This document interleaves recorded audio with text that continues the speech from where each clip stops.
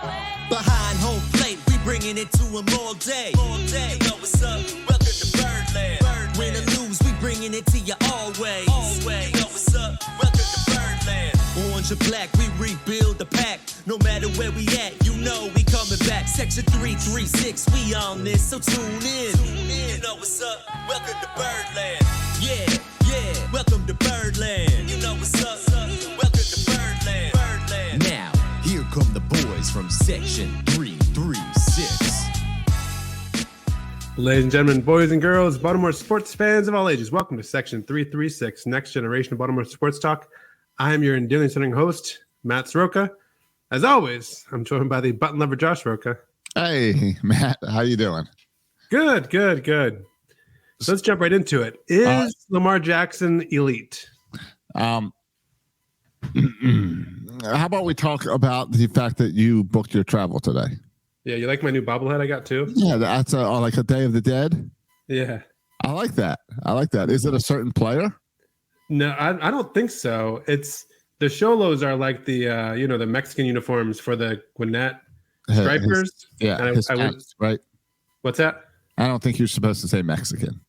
Oh, Latino? I don't know. Like, what's the Hispanic or Latino or something? Hispanic, the Latino. I bet. I mean, it's when you think of this, cultural heritage. Right, but when you think of Mexico Day of the Dead, right? You see that? Yeah. It's a nice bobblehead. Yeah, nice bobblehead. Is that one going to stay in your collection, or is someone getting rid of that one immediately?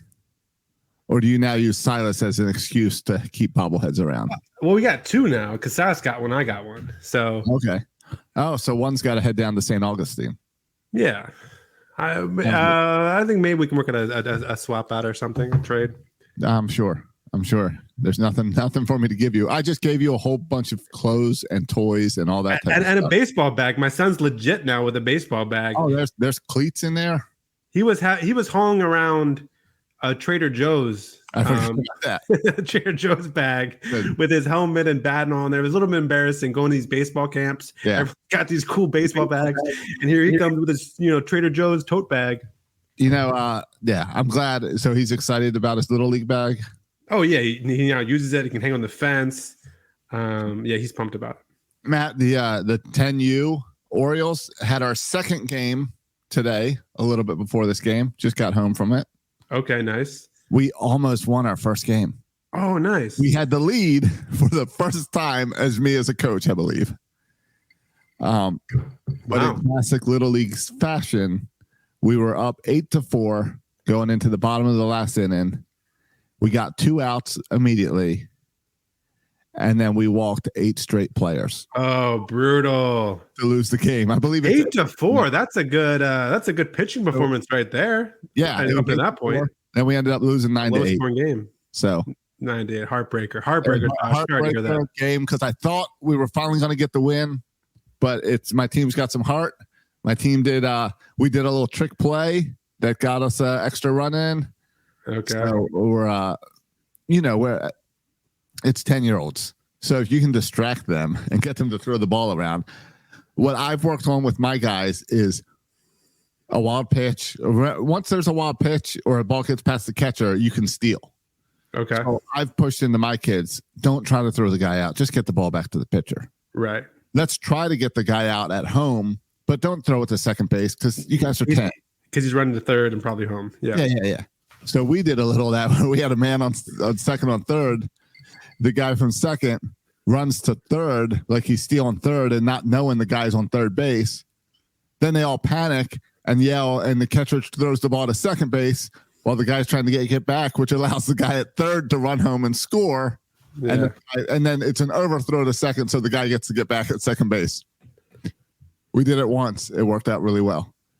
Then my guys kept trying to do it. And the coach on the other team was not having it. He was yelling at his guys, do not, back to the pitcher. Do not throw that. Yeah. I feel like 90% of errors I see could have been avoided if you just hold the ball. Yeah. I tell my guys, get it to the pitcher, get it to the pitcher, get it to the pitcher. Because these kids overthrow everything. And that's been my strategy. It's working so far this year. Almost was so close to that first win, but I know I'm gonna get a win as a coach this year. I'm really excited. That's good, Josh. That's encouraging. And yeah, I stress to my kids, throw to first base to try to get it out at first. Yes. Because that's what we're teaching. Yes. You got to get to first base. We do that as well too. There's a lot of me yelling on the side. Where's your out? How many outs are there? Where's your out? Yeah, but then now the problem is, Josh, by the time they pick the ball up, the runner is usually already at first base, but they still always throw it to first base. Yeah, and I don't have anyone who can catch it at first, so I'm lucky if the kid's even watching where the ball is. Yeah, you're dealing with the younger kids. For me, it's throw to that play. If that play is not available, get it to the pitcher. Yeah, but you realize, like, as I'm over there coaching, you get like a first and third situation. I'm yelling at Sass what to do. I don't even bother telling the other kids what to do because that's the point. Right. But then even that you realize, I mean, baseball is like a really complicated sport. Right? Like that ball is hit. You guys say, well, if the runner goes from third, runs home, well, then you go after him. Unless there's an easier play at first, and we're just trying to get it out because we just need to get out. So then go to first. But then the runner decides not to run. Right. There's just so many factors that happen during the play. You just deal with youngsters. You realize how complex it is. It is. Baseball is extremely complex. We're around it our whole life. And how many just coach soccer? How simple is soccer? You just kick the ball and coach soccer. Right.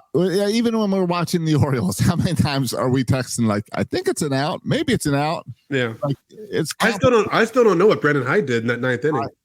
Oh yeah, his triple. Yeah, were you switching everybody around? I had a game on Little League game on Saturday where first time I wanted to go argue with the ump because I didn't like his call and I held myself back. And then today in Little League we had a Baltimore chop.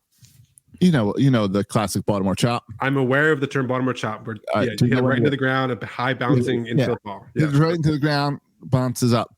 Kid did that, and they didn't know what to do. He thought it was just a foul ball or something because it went straight down like that. And I had to yell at him to get over. And he goes, I go, you know what that's called? He goes, what? I said, a Baltimore chop. And he says, because we're the Orioles? I said, no, it's just what it's called. I said, I don't have time for the story now. You got to steal second base. Get ready. Do you know the origins of the Baltimore chop? Yeah, Orioles buried plates in the dirt right in front of home plate so that they could do that. I think you just made that up. No, I believe. I'm pretty sure. Did you read that? Did Dan Connolly write that in one of his books? I think Dan Connolly might have made that up. I'm not sure if that's accurate. Burying plates in front of the home plate. I believe they did something like that back in the day. That sounds like a Buck Showalter move right there. All right, let's see. Let's see. Baltimore chop from the 1800 Orioles. All right, the Orioles that eventually turned into the Yankees. Little history lesson right there. Let's see if I can find the history. Oh, I click on the link to get the history, and it says this website no longer exists.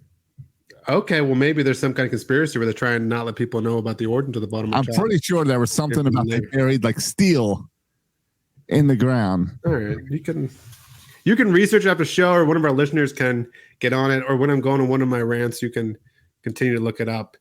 We got a good show today. I'm in a weird place with the Orioles and my fandom right now.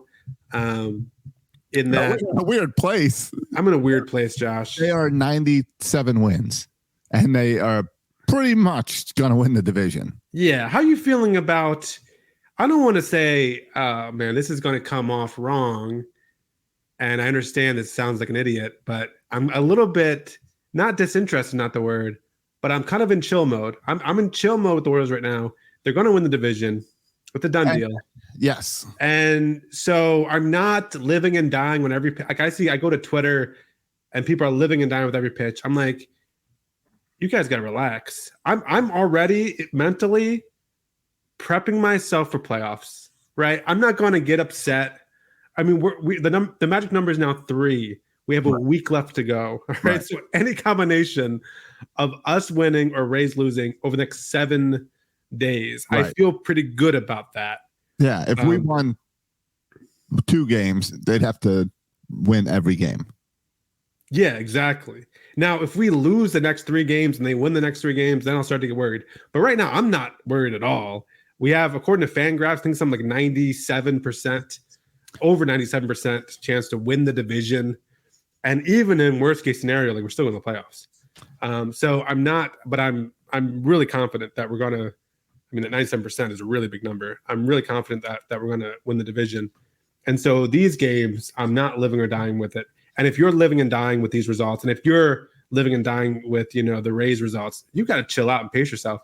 Yes. Because we're getting into playoff mode when you legit will live and die, because it could mean the end of your season or a pursuit toward eternal glory. So don't get caught up on game 152. Like, understand what matters here. It's the playoffs. So that's Josh, that's where my mind's at. Yes. I don't know about you. No, I'm in chill mode now.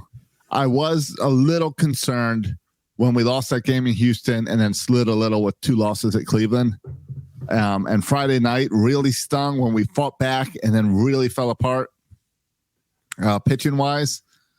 When what's his name gave up all those. Was that Fuji? Well, Fuji struggled, and then Perez. Oh yeah, Perez had a bad outing. And had a bad out. And that got me concerned. But after splitting with Cleveland, winning the next 2, knowing we got the Nats and the Red Sox, I'm in chill mode.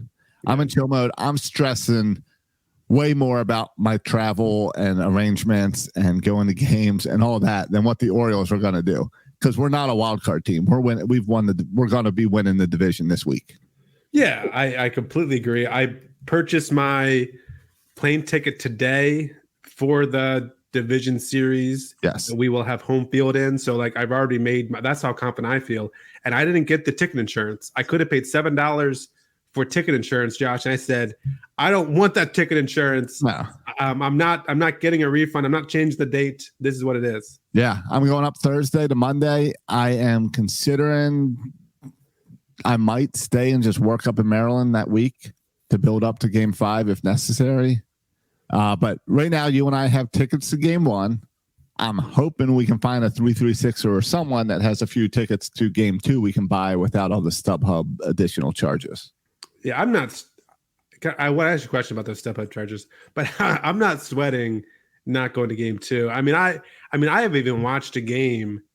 I mean, when was the last time me, you, and Dad sat down and watched a game on television together? Like that's appeal to me. I'll take that. I'll take watching game 1 in the stadium and staying at home and spending what I pay for 6 packs of beer. I would pay for half a beer at the stadium. I'm good. Yeah. I'm staying home and watching. Maybe get Bert to come join us. Maybe. Yeah, I heard Bert might be out of town. Oh, really? All right. I heard he's going to be in Florida. Oh, is he going to be? Oh, is he going to be down here? I think he's going to be down there that weekend. All right. I don't know. I'll check in with him. But yeah, if otherwise we'll do game 2. Maybe we'll do a podcast right after game 2. Yeah, that definitely. So, by the way, I don't even know. I assume these are all night games, right? Even it's going to be a Saturday. It's going to be Saturday, Sunday. I assume it's Saturday, games. Sunday. I am starting to think our Sunday game might be a day game, because there's a concert at M&T Bank Stadium that night. Oh, there is. Yeah, I think it's Billy Joel. Oh, that's a big concert. Yeah, that's the problem. Oh, that's weird. It's a big weird concert that I don't even know how that was allowed to be scheduled. Yeah, because you would think you always leave it open for the potential of playoffs, even though you don't think you'll be playoffs. Yeah, so it's weird. I haven't heard anyone talking about it. You think John Angelos would rather host a game 2 division series or host Billy Joel in concert? What would be his preference? Where is he going to be on that night? Is he going to be over at MAT? Well, M&T watching Billy Joel. Is he going to be at Camden? I believe he enjoyed the Homer hose. So maybe he likes that Homer hose and wants a little bit more of that. With more celebration. I think the playoff game in Baltimore will make him more money than a Billy Joel concert. Josh, I was blown away by ticket prices. I told you I bought Braves tickets too, and they're a lot cheaper than the Oriole tickets face value. How much we got at face value. How much were the division tickets? And I didn't know this either. That ALC, the wild card division, you get to ALCS, the price increases as you just get further in the playoffs, which all that seems just a little weird to me. Yeah, I don't know. Was it like 150 and 180 or something? I know the ALCS was 180. We're up in, guys, section 334, up way up top, right? Okay. It is game 1. It is Saturday. October 7th, that Billy Joel and Stevie Nicks perform at M&T Bank Stadium. Oh, that's game one. That's where we're going. Game one. So parking. Parking. That's all I think. I know. And we were worried about parking before. Yeah, we're going to go there Friday. Sleep there. I don't know how that's going to handle it. I want a night game. I don't want to go to a day game. We need a night game. So let's just say, and I know like we got the cheapest tickets are like, and let's just call them 150. And your tickets go way up from there. So let's just say an average. I'm underselling it, but let's say an average of $200 per ticket, right? That's underselling it. Times 47. 45? Okay. I'll do 45 to be conservative. I'm being conservative with all these numbers. All right. So conservatively, all right, go ahead. This is just tickets. Not including concessions and all that. And team store. That's going to be bonkers. Yeah. All those Take October $40 t-shirts. Yeah. It's $9 million. $9 million for one game. One game tickets. Yeah. And that's conservative. I'm sure it's much more than that when you get to all the suites and the box seats. I'm sure it's much more than that. So we can say in between the $9 to like $20 million range. And he's going to host at a minimum 2 games. Yeah. Bare minimum 2 games. Yeah. Bare minimum. Right. And that's ticket. So yeah, that's ridiculous. Yeah, that doesn't include parking. It doesn't include obviously the beer sales and all that. And that's on the low range also. And that's as low as you can get. It's definitely going to be much higher than ticket sales. Yeah. So talk about being in chill mode. John Angelos is in chill mode. Oh man, I mean these teams make so much money to get to the playoffs. It's crazy, and the price goes up a lot with the ALCS. So even if you play, and there you're playing at least 2 again, right? Yeah, maybe 3. Or at least 3. ALCS isn't that a 7-game series? Yeah, it is. At least 3. Do 3? I forget the breakdown. 3-3-1. Is that what it is? Right. It's 2-3-1. 2-3-2. 2-3-2. 2-3-2. So it could potentially be 2, but at least 2, and that's going to be even. You can double whatever it is for that. You can double it for the ALCS in terms of ticket prices. So, just bonkers. Yeah. Yeah. Yet he still wants more money from the city. Yeah. Can I ask some stupid questions about ticket pricing? Okay.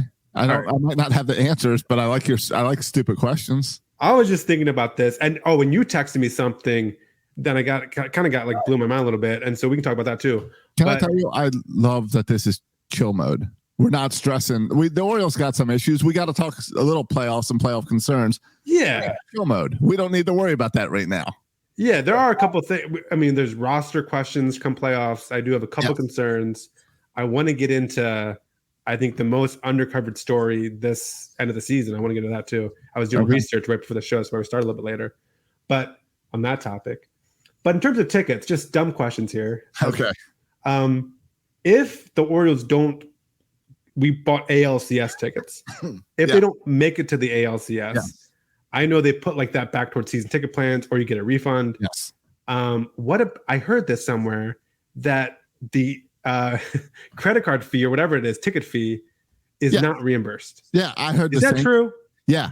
The ticket fee is not reimbursed. And the ticket fee is not like $1. It's like $15-$20, right? Yeah, that is not reimbursed because you're paying someone to do your service and prepare the ticket for you, which is a load of crap because the service fees did not come when there was a lady behind the counter. Service fees, ticket fees came when the computer did it all by itself. ChatGPT all of a sudden needs to get paid. Well, and not only that, no matter when the Orioles get knocked out, they are not refunding your money until it's like 2 or 3 weeks after the World Series. Oh, and why is that? Who knows? It was in case they get back in the playoffs somehow. It was in the fine print. It was in the fine print. Yeah, that's weird to me that they keep that. Like, who keeps that fee money? You know how much money? Ticketmaster? I don't know. Like it should be like a good gig to not have the tickets and keep the money. Forget all that.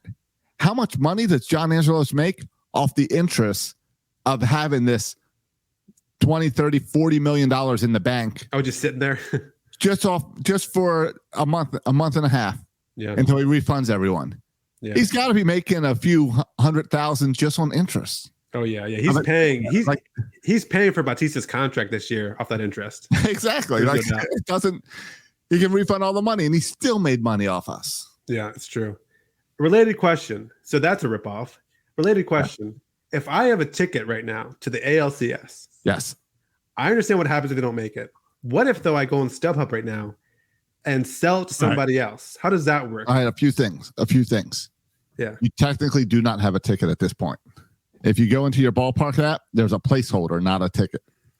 Okay. If you go onto, I can't really sell something I don't have. right. If you go onto StubHub, which I've done, you can list your ticket and like see it says barcode unavailable. So I don't mind showing it because it says barcode unavailable. Right. No one can steal that. When you go onto StubHub, you type in your seat number and everything, and you say, I will be able to upload the barcode, and you choose like the day before the game. I gotcha. So you don't actually transfer the ticket until then. Okay. But you can list it now. But anyone that like, does that money get transferred over to you the moment someone buys it? No. Or does that whole thing waits? It waits. Okay. You'll be told, hey, someone bought your tickets, but they don't give you the money until you upload the barcode. I gotcha. All right. Well, that clears that thing up. Yeah. The other right now, if I would not go on StubHub and buy anything beyond game 1 or game 2 of the ALDS. Right. Because nothing else is guaranteed at this point. Yeah, I completely agree. Unless, I mean, it depends when you think you can get the best deal. I'm sure there's people who know this. And this is what I was thinking about. You sent that text about going to Pickles, which, by the way, that was a text I got from, I guess, a listener. Okay. On over the DM came to me over the weekend about it. Yeah. First of all, let me say, going to Pickles before game 2 of the LDS sounds like an absolute nightmare. Yes. Maybe my 15-year-old younger self would enjoy it. So this guy's suggestion was go to Pickles before the game, pregame, watch the first pitch on TV, and right after that first pitch, go on to StubHub and buy the cheapest ticket and go on it. Yeah, and that makes sense because I never thought about it before. But if you're selling tickets on StubHub, you're hoping to get a certain price, and if you don't get it, once the game starts, you might as well drop it to really cheap just to get rid of it because you're not going anyway. This guy said he got into a couple of Nats World Series games this way. Yeah, it's a really good idea. Now there is some inherent risk there, and there's an inherent risk that you don't get it. But I don't. But I also, on the other hand, I don't feel bad because the guys who are doing that and haven't dropped the ticket price until after the first pitch are the guys that rip you off all the time on StubHub.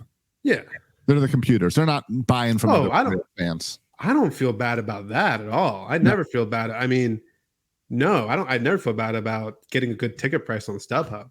That's never even crossed my mind to feel bad about that one. Has that ever happened? A good ticket price on StubHub? No. That's what. Never. Now you go and says cheap price, and it's like $300. No, I have extra best deal. I have extra tickets to like ALCS game 7. So I look to put them on StubHub, and they're like, these tickets are going for $800 to $1 million. Yeah. It's like, okay, can I list it for $200? Like, let's be serious. Yeah, it's stupid. Now, at first, I would have said, like, to get to the ALCS, I'm gonna have to drop a couple $100 on StubHub to get there. Right. But no, you're gonna drop a couple $100 on Orioles.com. Yeah. to get to an ALCS. So now all of a sudden, $200 actually is affordable. Right. Reflects the price you paid. So now all of a sudden, like, I assume whatever you pay on Orioles.com, it's gone at least double, right? On the open market. So yeah. I assume you're looking at $400 to go to ALCS. Right. I would assume people are going to try to double their money. But it is. I mean, that's what it was. $180 for an ALCS ticket. It is. I mean, Josh, it is. But I told you, I bought an ALDS Game 5 ticket for the Braves, and it was $55. Yeah. And that's the difference is they've been there before. There's definitely a little price jacking from the Orioles knowing they can get this money. It's supply and demand. But they get it from the Braves sell out every game.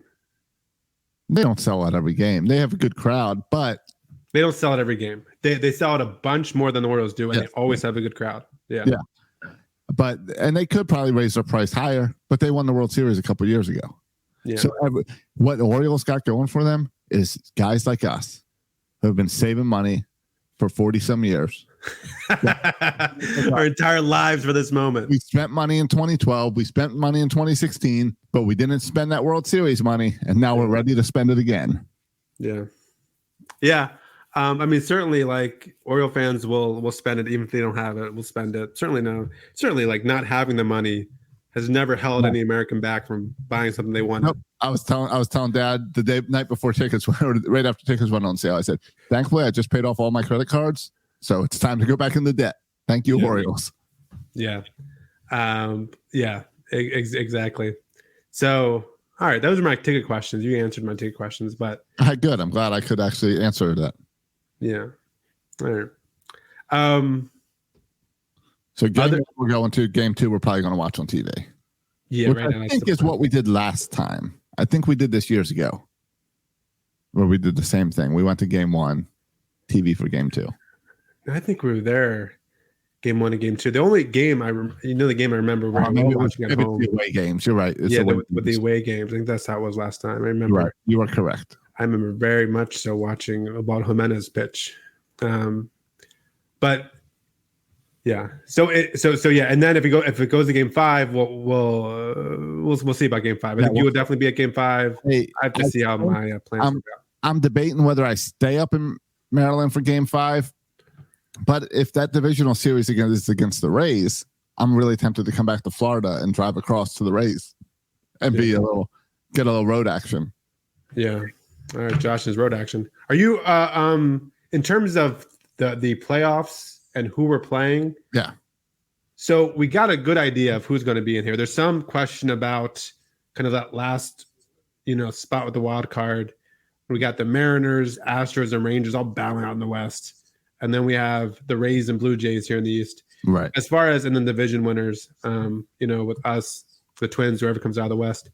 As far as, Josh, your confident level as far as who we're playing in the playoffs, who would you least likely to see? Who scares you the most in terms of playoff teams here? Tampa and Toronto. Oh, really? Yeah, because we see them all the time. We've played them all the time. They've played really well. Tampa played really well against us in that little 4-game stretch. I know Tampa's been banged up, and they got banged up more. But, we just went to Houston and played excellent against Houston, so I can't be scared of them. Texas is really good. So maybe Texas is up there. They can put up a bunch of runs, and they've won 5 in a row. They're the hottest team right now that's going. Yeah, they're the hottest team. But I'd say Tampa Bay is the one that scares me just because we struggled in that last trip. All right. How about you?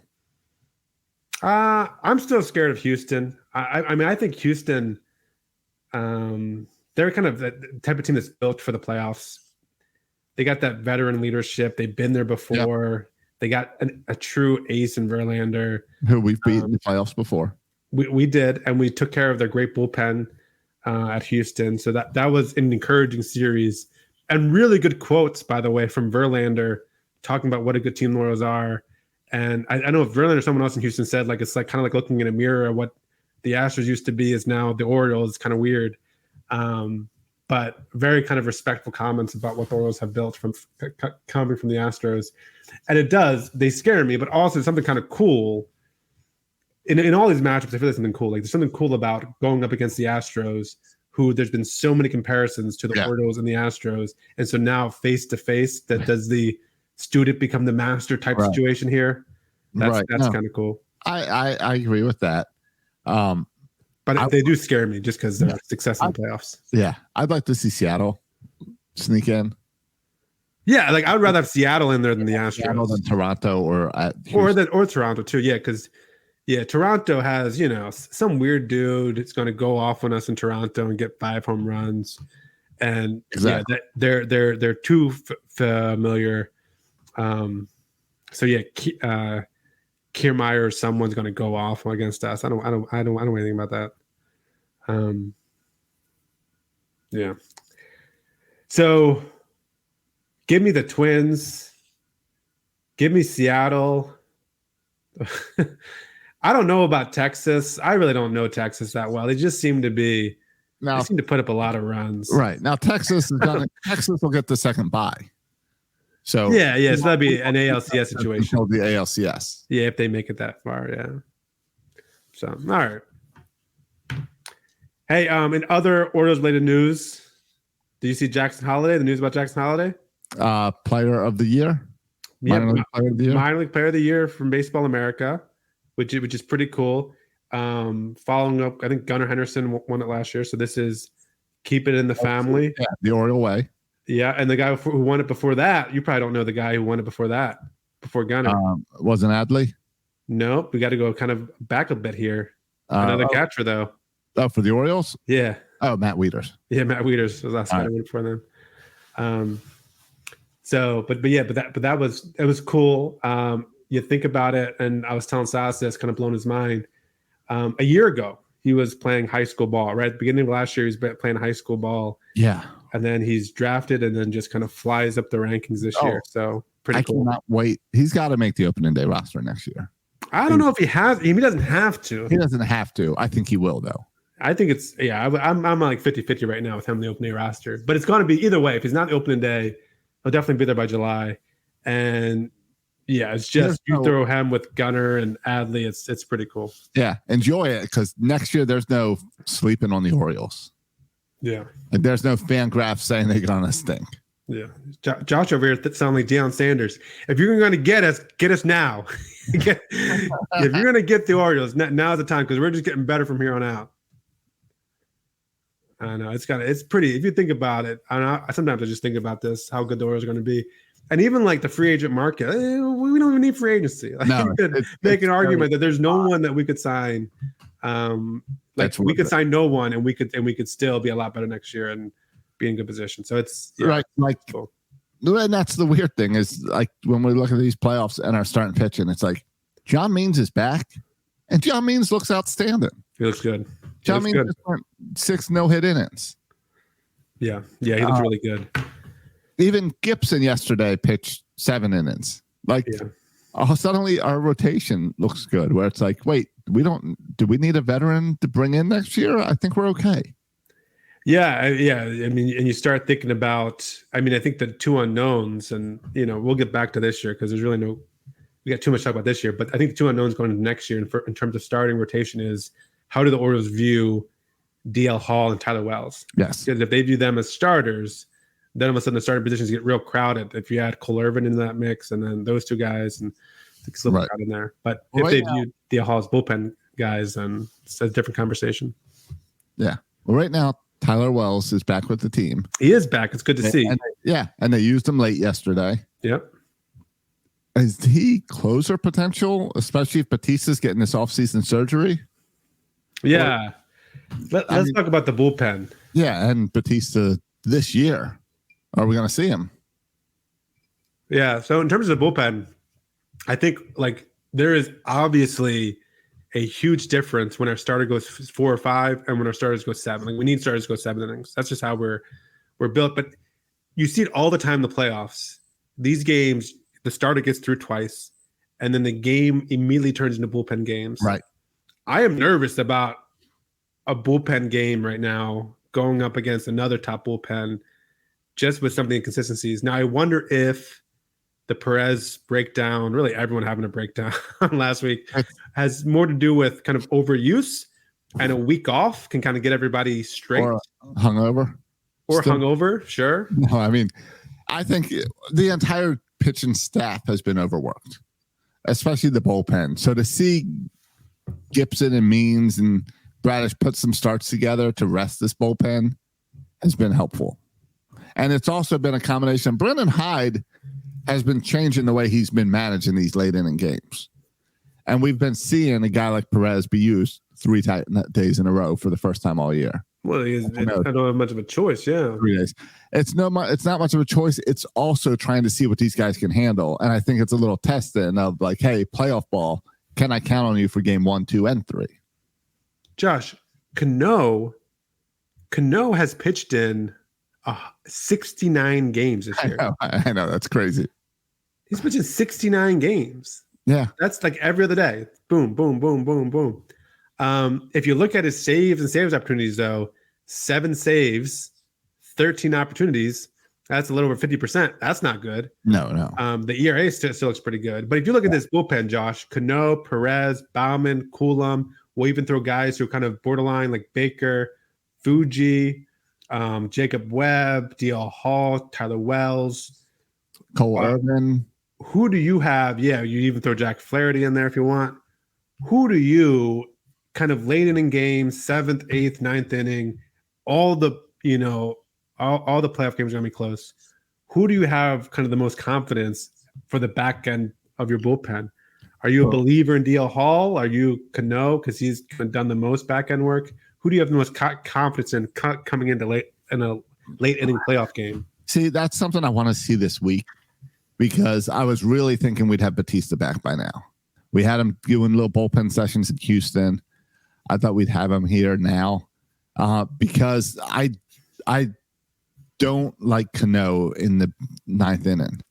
I really feel like Cano and Perez need to stay in that 7-8 slots because I think when you shift them around, it puts pressure on everyone else. So which means I really need to see DL Hall or Tyler Wells become that 9th inning guy if Batista can't do it.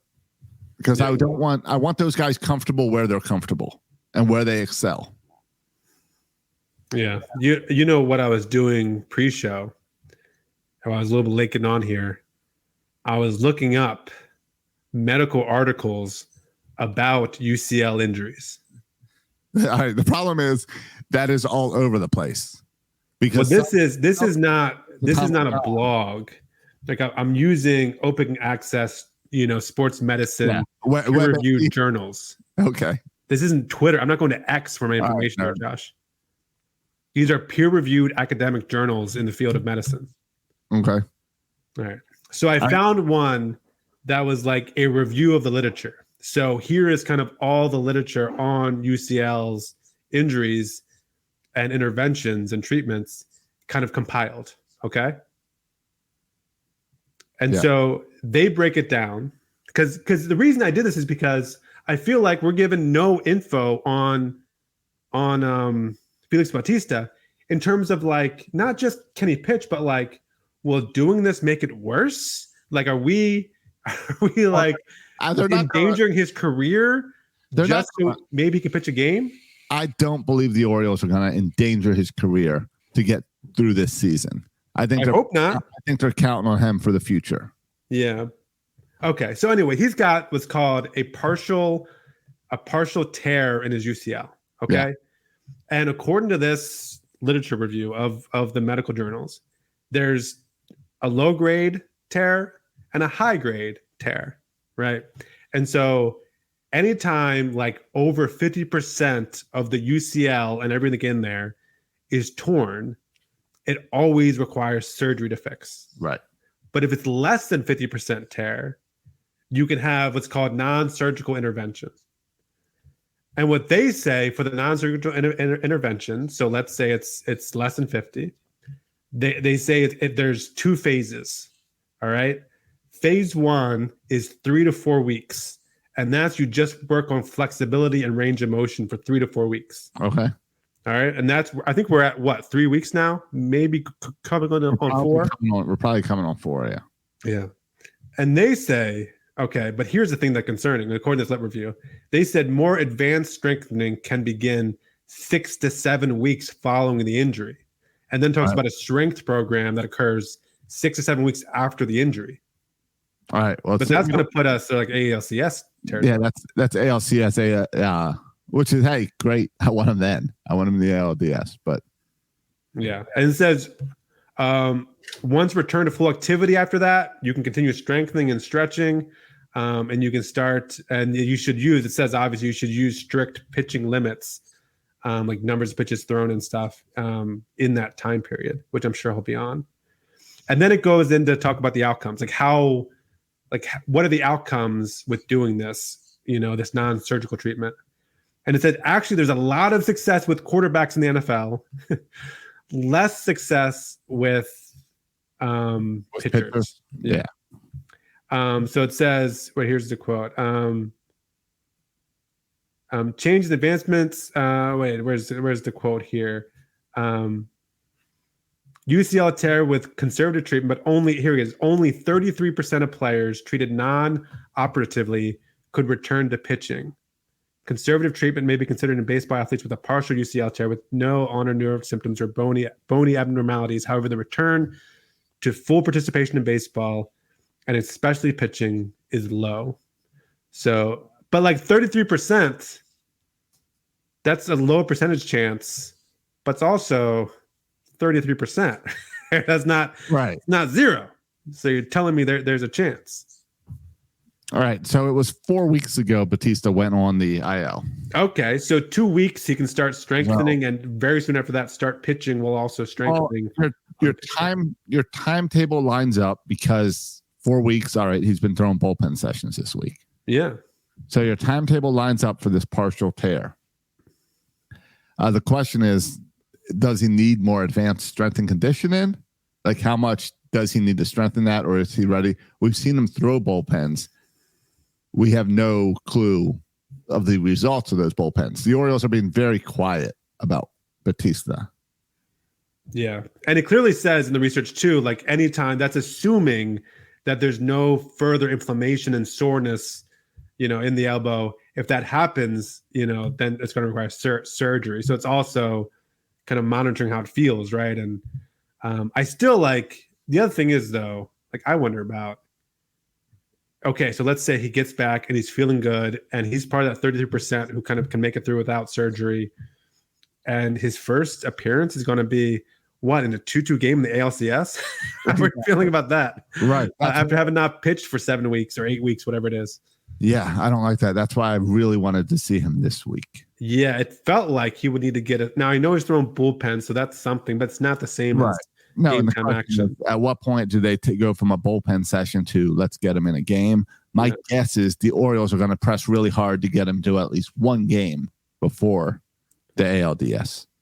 Yeah, I'm curious to see the rosters for the ALDS. If he's on it or if he's not on it. I think that'd be telling. But I mean, if surgery is required, the sooner you get him to surgery, the sooner he's back playing for Baltimore. And so you would think if you can't make it happen, they're going to immediately go to surgery. Yeah, they're totally trying to play for this year. You also got to remember, one thing we do have going for us is that wild card bye means that our regular season ends on a Sunday and we don't play again until Saturday. We've got those 5 days off. So that's more time to work on Batista behind the scenes, kind of hidden from us. Yeah, that's an important week. And for Batista, also for Ryan Mountcastle, right, who's been out with shoulder stuff. Well, Mountcastle, I think we're going to see Wednesday. You think so? That's when he's not eligible to come off the IL yet. Right. Is that Wednesday the day he come off? Is when he's available. Okay. So I'm expecting that we see him on Wednesday. I don't think we will. I don't think we see him till the playoffs. I know. He was the stand-in for Batista's bullpen sessions. Oh, was he? He was the batter. He wasn't swinging or anything, but he was the two crippled guys out there. Yeah. But I think those. Ryan Mountcastle is having a career year. He's been great. I'm not worried about Mountcastle bouncing back. When he had that vertigo, when he finally came back, he was ready to go. Yeah. So hopefully similar situation, but also we've seen this before where you rush players back, they overcompensate, and they're just not as effective. So I don't want 90% Ryan Mountcastle back. I want the 100% Ryan Mountcastle back. But I think that Felix Bautista story is one of the most kind of under talked about. I was trying to find even updates on it. The last update I had was over a week ago. You just can't find updates on it. I feel like that's a huge story because he's a game changer if he's in your bullpen. And I haven't seen much written about, that's why I had to do my own research. No one's writing about, I don't even know what kind of grade tear it is with the UCL. What is partial can mean a lot of different things. And there seems to be a need for some reporting around this, be that Batista's injury and updates on it and what's happening with it. And no one's kind of talking about it. But to me, this could be one of the biggest differences in this team or not is if we have a Bautista who can pitch in the ninth versus if we don't. Josh, these ninth innings, I don't care who it is. Cano, Perez, even DL Hall, I don't feel great about it. I felt great about Batista in the ninth. I think losing your closer is a huge blow. It is. It's huge. It takes me back to Eduardo Jimenez. Yeah. Because we brought him in. And it was as if Zach Britton was injured. I know. Zach Britton was healthy there. But it was that position. He might as well have had a partially torn UCL. You had a guy. How much he pitched. You went with a guy who's not used to being in that situation, and the season ends. Yeah, this is gonna be a Jack Flaherty situation all over again. I hope not. And that's where I think you see DL Hall and Tyler Wells as the guys you try to push into that position, with the hope that Batista's back and one of those guys doesn't even make the postseason. Yeah, I think. And again, we'll get into this next week because we have time. I don't know when they have to announce their rosters, so maybe we can do into next week. We got plenty of time because we don't have to announce it until right before the series. Oh, is that true? Like the day before? Yeah. Yeah, we don't have to announce the postseason roster on October 1st when we don't play for 5 days. Yeah, because another question is going to be: we can choose to carry 13 pitchers, or we can choose to carry 12 pitchers. So, spoiler: I'm pretty sure we're going to carry 12, and we can change it every series. Every series, yes, unless there's an injury. Yes, some shenanigans. Then we can change it. You are correct. I assume we're going to carry 12 pitchers because we've been out. Brandon Hyde has been loving using his bench. Oh yeah, he loves his bench. No one loves platooning, late inning platooning, as much as manager Hyde. Just for his own personal enjoyment of the game, he's going to carry the extra position player. My favorite is when he puts in a pinch hitter late in the game.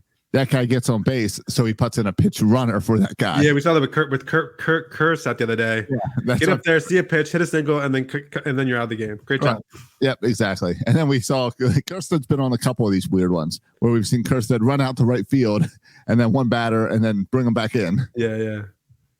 So yeah, I think, and then if you look at the way that with all the days off, you don't have to worry about throwing guys multiple. Yeah. And then also some of the starters can move to the book. Like our 3 starters are going to be Bradish, Grayson, and Grayson. You said who? Bradish who? I said Means. You're going to say Gibson? No. I'm saying Bradish, Means, and Grayson. Yeah, I agree. We're on the same page there. But what's your order? I would. My order is going to be Means. My order is going to be Means, Grayson. No. My order is going to be Grayson, Bradish, Means. It's weird because I hate the idea of putting the rookie out there in game 1. But if that rookie can go 7 innings, 8 innings, that makes a huge statement to start the series. Yeah, I don't know if this is recency bias. My gut has put Means out there and put the veteran out there. But none of these guys have been there before. We don't have any pitcher. Well, I mean, we've got Flaherty and Gibson maybe, but like Grayson, Bradish, and Means, those guys haven't pitched in playoff baseball. Yeah, I mean, I feel like you can use. I mean, it's kind of important because whoever starts game 1, maybe even game 2, you can move to the pen. Well, can pitch in game 5. Rotate them around. Right. Because game 1's on Saturday and game 5's on that Friday. So either starter from game 1 or 2 could pitch right on normal or extra rest for that the game. And you're right. You can also, do some shenanigans in game 1 if Cobb Bradish pitches, and then you can move Cobb Bradish to the bullpen. I don't think they'll do that, but you could for one of those middle games. But like that game 5 when you're in all hands on deck, you've got some movement. Yeah, and I don't know, like the start that Grayson Rodriguez made against Tampa Bay after we got blown out the first 2 games against Tampa Bay. Yeah, and it felt like the whole season was falling apart. And he just goes out there and puts, the best start of the season on there. Exactly. I saw people this week talking about Means' performance in Cleveland about, was this the greatest stopper movement in Orioles? And I'm like, have you guys forgotten about Grayson a week ago? Yeah, no. Like it was a really good, important start by Means. Right. It doesn't compare to the hugeness of, I mean, that it looked like we were kind of losing the division. So I mean, I think the first 2 guys are Grayson and Bradish. I think we can quibble about should it be Grayson or should it be Bradish number 1. Right. If you recency bias tells me Grayson. Yes. Over what you've done all year tells me Bradish. The moment living up to that. I mean, I guess that's the thing about the Tampa Bay start. The moment was huge. Right. Exactly. It felt like a playoff game. Yeah. It's the closest we're going to get this year to a playoff game was that Tampa Bay game. And it's Grayson, any of those pitchers have been in that type of situation. Right. So you can't say give it to the guy with experience because they don't have experience. Right. Because give it to the guy who started more major league games, who's pitched more innings overall in his career. I guess you want to make that argument. Yes. But no, if I was with you, Josh, I would do Grayson, Bradish, and then Means. Yeah. So I think we're on the same page there. And then who's your fourth starter? My fourth starter is Kyle Gibson. Because I believe Kyle's also a guy that will be hanging out in that pen in case we need him there. And a guy I trust coming out of the pen if necessary before we get to that game 4 need. Yeah. Yeah. I mean, you could pitch someone on short rest, but I don't see there's a need to pitch someone on short rest. So I think we are going to go with the fourth starter. Yeah, I think other guys you can make an argument for. You can't make an argument for Jack Flaherty, so don't. I think right now there's a debate, and we have to see what Jack Flaherty does the last week of the season. Yeah, if he should make the postseason roster, that's what's going to last for us to decide. Yes, but if so, it would be for the pen. So who's your fourth starter? Well, there's only two guys you can talk about, in my opinion: Kramer or Gibson. Right? Okay. Yeah. I'm not considering Cole Irvin. I think maybe he can be in the bullpen. Maybe in the pen. Yeah, so I'm thinking Gibson or Kramer, and just given. Oh man, just they both have kind of been up and down a little bit, but I would probably go Kyle Gibson. Yeah, I think Kyle Gibson's been the hot hand lately. I mean, if you look at overall numbers, Dean Kramer has a lower ERA. Dean Kramer's has given up less hits. Dean Kramer has kind of just about the same amount of strikeouts in a lot less of innings. I know, lower batting average against. What stands out to me about Kramer is his last 3 starts was 3 innings, 5 innings, 4 innings. Yeah, and Kyle in his most recent start was really good. Yeah, Kyle it's 7, 4, and 6. Yeah, 4-2 and 6-2. Right. So that's what stands out to me is the past, and that game against the Guardians where he lasted 7 innings and only gave up 5 hits and 1 run stands out to me a lot. Yeah, I mean you're right. Like the last time. Dean Kramer, I just pulled up, pitched more than 5 innings. You have to go back to August. I mean, he hasn't done it all and it starts September. Right. And here we are going into postseason with a smaller pitching staff. You don't want to wear out your pen. I want the guy that can get me deep. Yeah. Yeah. Especially in a game 4 situation where it could be lives on the line. Lives on the line, Josh. That's a little is this dictatorship? You get you get killed if we don't win the whole thing. Is that how John Angelos runs things? That's how John Angelos runs things. Yeah. Yeah. Yeah. What's weird is that I was thinking about this earlier today.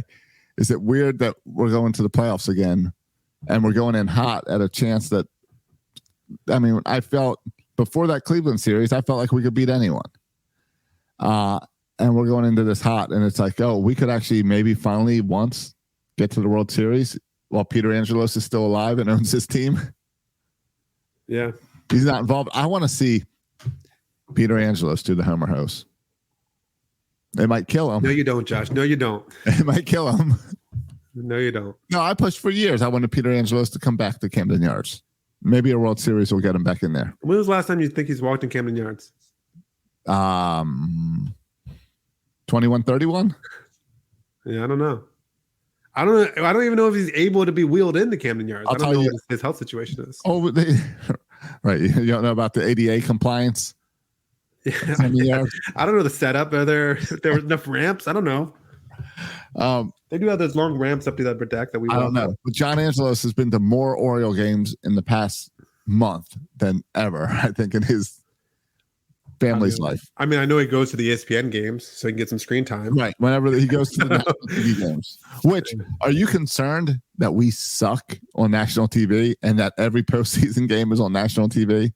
I don't know. My son, how many times does my son bring up he brought up, hey, Dad, remember when the Orioles scored like 7 runs in the first inning against the Yankees? That was on national television. So yes, that's true. I forget all the rest. That's what I remember. Yeah, forget to fall apart. Yeah. Yep. All right. So what's your prediction? What day are we wrapping this thing up, Josh? Give me a day. The match number is 3, which means any combination of us winning and the Rays losing. We could wrap this up as early as as early as Wednesday. Wednesday we could wrap it up. Let's see. Where is Tampa's in Boston? I think we wrap it up Thursday. And we got the Nationals. I think we wrap it up Thursday. Okay. So I think is this a three-way situation for us and we just take care of business ourselves? No, I think it's a I'm going to be positive. I'm going to say 3 wins. We beat the Nats twice and we take out Boston, and Tampa plays really well against Boston, and so it doesn't matter. Yeah, I feel good about the pitching match against the Nats. We got Bradish going tomorrow against TBD. I love that. I love when the game is tomorrow and there's still TBD. That makes me happy. And then the next game, we got Rodriguez against the Nationals and TBD. Josh, Bradish and Rodriguez against the Nationals. I am 97.5% confident we're going to win both those games. This thing is ending up on Wednesday. Yeah, I think the Rays will lose 1 game on Tuesday or Wednesday. Not sure which one. And we're definitely winning both games against the Nationals. So I didn't think this thing wraps up on Wednesday. Yeah, I think that'd be great. I would love to wrap it up before we have Boston come to town. Yeah, and then the Boston series, we can focus on, resting our bullpen, do what we got to do, get silly with the lineup. Right. Is there some reason we can bring Jackson Holiday up just for those 3 games? It means nothing, but hey, come on up and play. Yeah, make Jack Flaherty throw in every single game just as punishment for sucking after the trade. Right. McKenna can pitch. Yeah, Hyde can do his ideal lineup with McKenna there. I like the idea of a lineup and a game of all the people who contributed this year that will not be on the postseason roster. Oh, yeah. Bring back Lester. Can we get Josh Lester for an appearance? Exactly. Let's get him up here. Flaherty can pitch. Yeah. So I like that. I like the idea of that we're going to have 3 games to not worry about anything. Yeah. So that's what I'm thinking here. And that's what I'm hoping for. And it lines up nicely when you have, we were just talking about who should start in the playoffs. Bradish and Rodriguez. That's our goes against the Nats. So this is the final tune-up. Hopefully this will be the final time Bradish and Rodriguez start before the playoffs as a final tune-up for the playoffs. Because hopefully they won't need Bradish to start again. Yeah, no, I'll be in such chill mode that I'll probably even watch the Ravens on Sunday instead of the Orioles.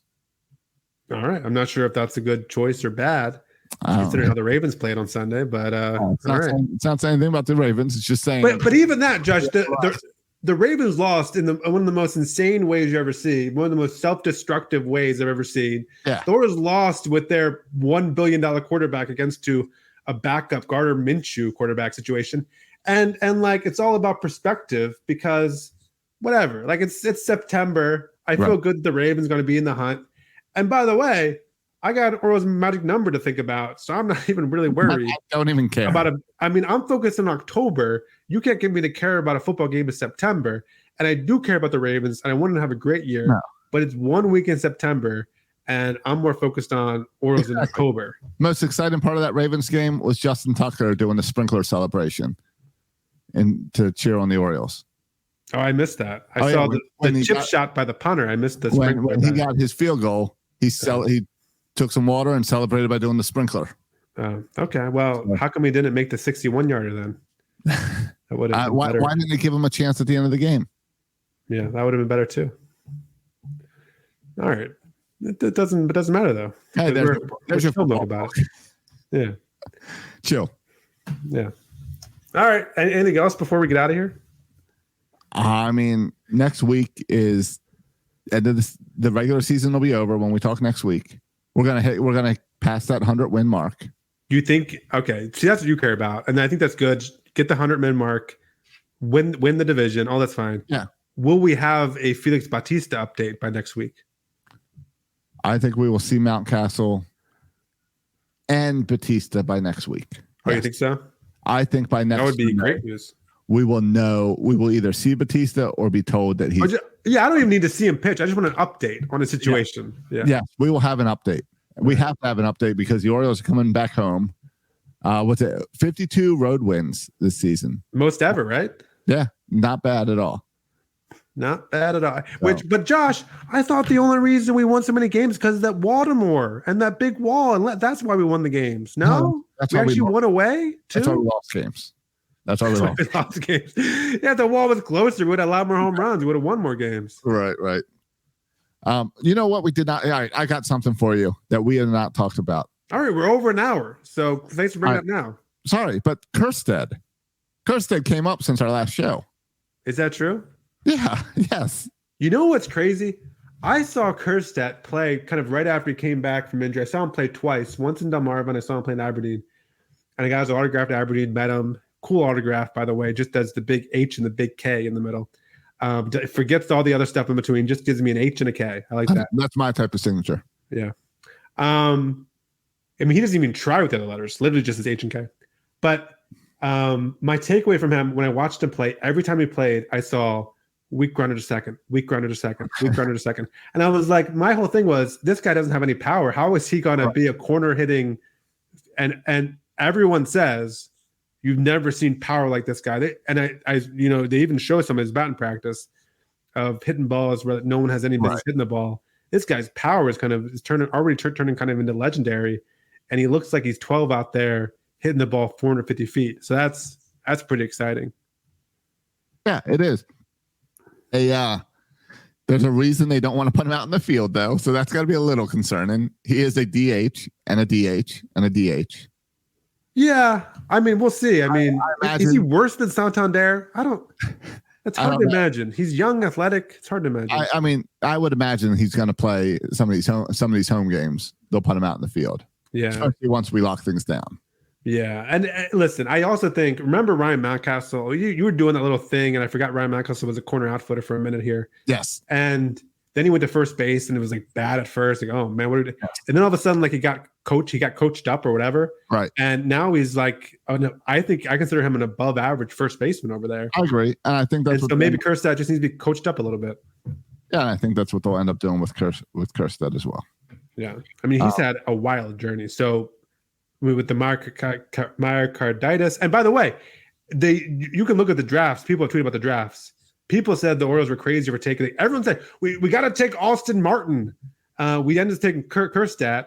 Austin Martin, I think, has been traded twice or something. He's has never made to the majors yet. And Heston Kersted's always been a higher ranked prospect since he's come back from myocarditis than Austin Martin.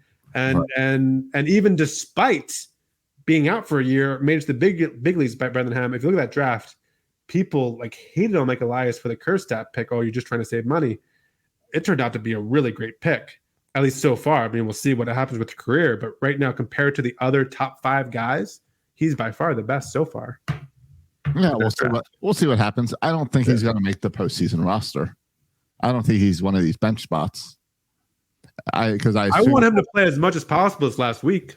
Yeah, I agree. Is this like spring training for Kerstead trying to make the team? I mean, I guess, but I think he's trying to fill in some pop until Mountcastle's back. Is my assumption. Yeah. I don't know. I haven't busted out the paper and pencil to figure out how the roster breaks down. I assume you're gonna have to make some tough decisions, though. Yeah, especially about the bench. When you juggle that bench, you're gonna have some tough decisions. Yeah, I mean, if you had the choice, Josh, between McKenna or Kerstead, they're 2 completely different players. One bats right, one bats left. One's a power hitter, bad defensive. One's bad offensively, but super defensively. Right. Like, who are you taking, McKenna or Kerstead? I guess you care more about defense or pop off the bench. Well, let's see. And is Hicks healthy right now? Yeah, he's healthy right now. So Hicks is my 4th outfielder. He's liable to get like a hurt back or cramps in his leg any day, but he's healthy now. But that's a good thing, because you could say, oh, he's hurt game 3. We got to bring up McKenna then. Yeah. It's good to have an old man and some excuses. How's Kersted's speed? I don't know. Yeah, I would call it. No, I don't know either, but I would say no one has commented on his great speed. I would call it average, I guess. All right. See, you mentioned McKenna, and McKenna has played really well for this team. Yeah, he has some good at bats. But I cannot forget that first series in Boston. He had that great first series in Boston. No, he didn't. No. That series. That's when we lost the game. You're talking about single-handedly costing the Orioles a loss? That's the game that we talked about and said, hey, if we don't make the playoffs, we're all going to talk about this game with McKenna. Yeah.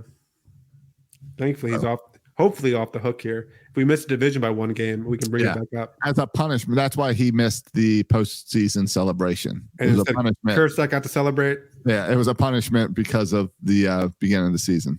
Yeah. So. Some interesting things to watch for here at the end. Yeah. That's for sure. So, hey, next week, we get to wrap up our Orioles talk for the season.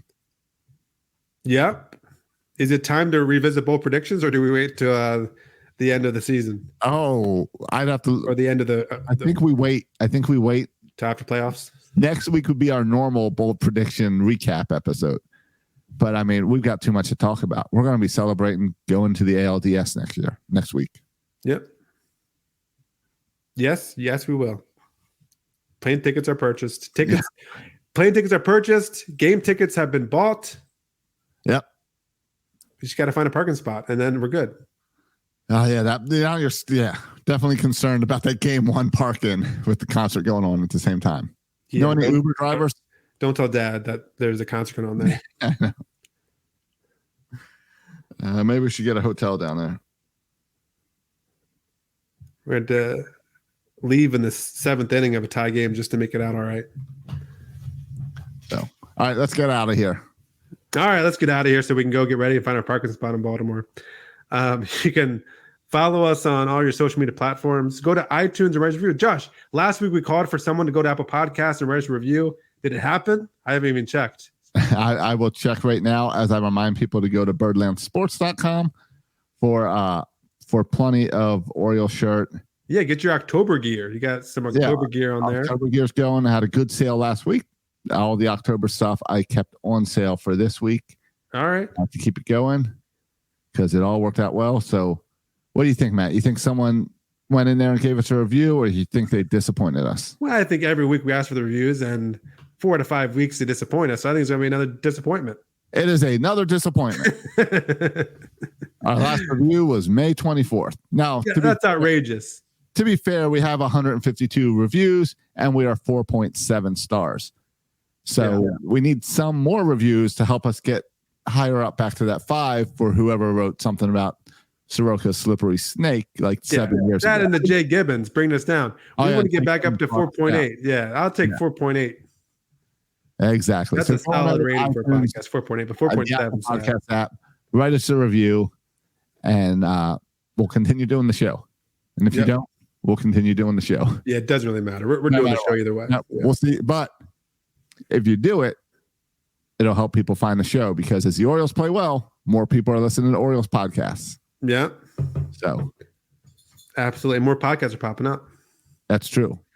Every 5 seconds, another Orioles podcast is born. Yeah, but don't worry. Don't worry. Every 2 weeks, another one dies. Yeah. All right.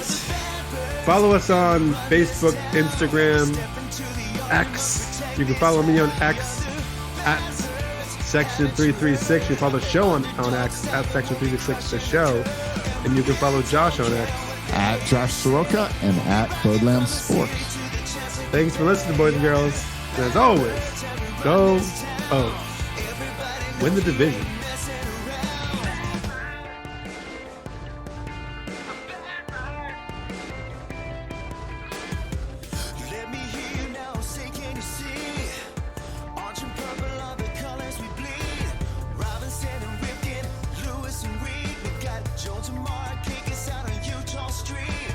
Orioles Magic and purple pride.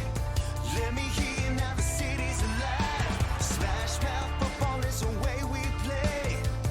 Come on, people, let me hear you say, we are the bad birds and we run this town. When you step into the yard, we must protect this house. We are the bad birds, haven't you heard? We got that underdog style, but we'll be crushing the curve. And we really don't care what the haters say. We'll be rocking from the city.